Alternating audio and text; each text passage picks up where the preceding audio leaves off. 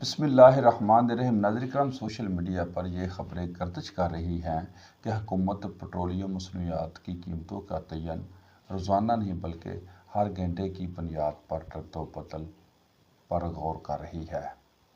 اگر ایسا فیصلہ نامزد کیا جاتا ہے تو یہ صرف پٹرول کی قیمت بدلنے کا معاملہ نہیں بلکہ اس کے اثرات پورے معاشی نظام اور پاکستان کی روزمرہ زندگی پر مرتب ہوں گے۔ ایک عام شہری کے ذہن میں بے شمار سوالات جنم لے رہے ہیں۔ اگر پٹرول کی قیمت روزانہ تبدیل ہوگی تو کیا ٹرانسپورٹ کے کرائے بھی روزانہ تبدیل ہوں گے؟ کیا اسکول، کالجز کی وینوں کے کرائے بھی روزانہ تبدیل ہوں گے؟ رکشہ، ٹیکسی، بسوں کے کرائے بھی روزانہ بڑھیں گے یا کم بھی ہوں گے؟ اگر پٹرول مہنگا ہونے پر سبزی، گھی، آٹا، چینی، دالیں، دودھ اور دیگر اشیاء ضروریہ کی قیمتیں چند گھنٹوں میں بڑھ جاتی ہیں تو کیا پٹرول سستا ہونے پر یہی اشیاء بھی اسی رفتار سے سستی ہوں گی؟ یا پھر ہمیشہ کی طرح عوام کو ہی مہنگائی برداشت کرنا پڑے گی؟ دکاندار جب پٹرول مہنگا ہونے کا جواز بنا کر قیمتیں بڑھا دیں گے تو اگلے دن پٹرول سستا ہونے پر کیا حکومت ان سے قیمتیں واپس کم بھی کروائے گی یا پھر اس کی کوئی نگرانی نہیں ہوگی؟ کیا ریلوے کے کرائے روزانہ تبدیل ہوں گے؟ کیا صنعتیں اپنی مصنوعات کی قیمتیں روزانہ بدلیں گی؟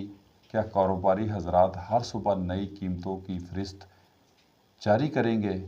ایک ملازم اپنی تنخواہ بھی روزانہ کے حساب سے وصول کرے گا؟ ناظرین کرام، معاشی استحکام کسی بھی ملک کی ترقی کی بنیاد ہوتا ہے۔ سرمایہ کار، صنعت کار، تاجر اور دیگر شہری سب کو پالیسیوں میں تسلسل اور اعتماد کی ضرورت ہوتی ہے۔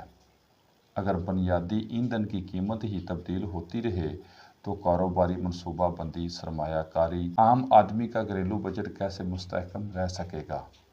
دنیا کے مختلف ممالک میں عالمی منڈی کے مطابق پٹرولیم مصنوعات کی قیمتوں میں رد و بدل ضرور ہوتا ہے، لیکن وہاں مضبوط نگرانی، شفافیت اور صارفین کو فوری ریلیف دینے کا مؤثر طریقہ بھی موجود ہوتا ہے۔ وہاں قیمت بڑھنے کے ساتھ قیمت کم ہونے کا فائدہ بھی عوام کو پہنچتا ہے، لیکن بدقسمتی سے پاکستان میں عوام کا تجربہ اس کے برعکس رہا ہے۔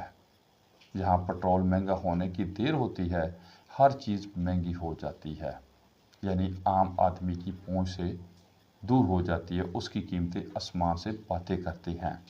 لیکن جب پٹرول سستا ہوتا ہے تو اشیاء ضروریہ کی قیمتیں اپنی جگہ برقرار رہتی ہیں، کم نہیں ہوتی۔ اس صورتحال میں عوام کے ذہن میں تشویش پیدا ہونا ایک فطری عمل ہے۔ حکومت اگر واقعی ہی عوام کو ریلیف دینا چاہتی ہے تو سب سے پہلے ایسے نظام کو یقینی بنائے جس کے تحت پٹرول سستا ہونے کا فائدہ بھی فوری طور پر عوام تک منتقل ہو۔ صرف قیمتوں کا تعین تبدیل کر دینا مسئلے کا حل نہیں بلکہ اس پر مؤثر عمل درآمد زیادہ اہم ہے۔ اس سے بھی بڑھ کر ضرورت اس بات کی ہے کہ حکومت ہر بار عام آدمی کو قربانی کا بکرا بنانے کی بجائے اپنے اخراجات کم کرے۔ دفتری بابوں، اشرافیہ اور اعلیٰ سرکاری عہدیداروں کو حاصل غیر ضروری امورات واپس لی جائیں۔ مفت پٹرول، سرکاری گاڑیوں کا بے جا استعمال، لگژری سہولتیں اور دیگر غیر ضروری سبسڈیاں ختم کی جائیں۔ آخر قربانی صرف مزدور، ایک کسان، ایک تنخواہ دار ملازم اور نچلا طبقہ کیوں دے؟ حکمران طبقہ بھی وہی مشکلات محسوس کرے جو ایک عام شہری روزانہ برداشت کرتا ہے۔ سوال یہی ہونا چاہیے کہ ہر عام و خاص اپنا بوجھ خود اٹھائے۔ قومی وسائل پر سب کا یکساں حق ہے تو قربانی بھی سب کو برابر دینا ہوگی۔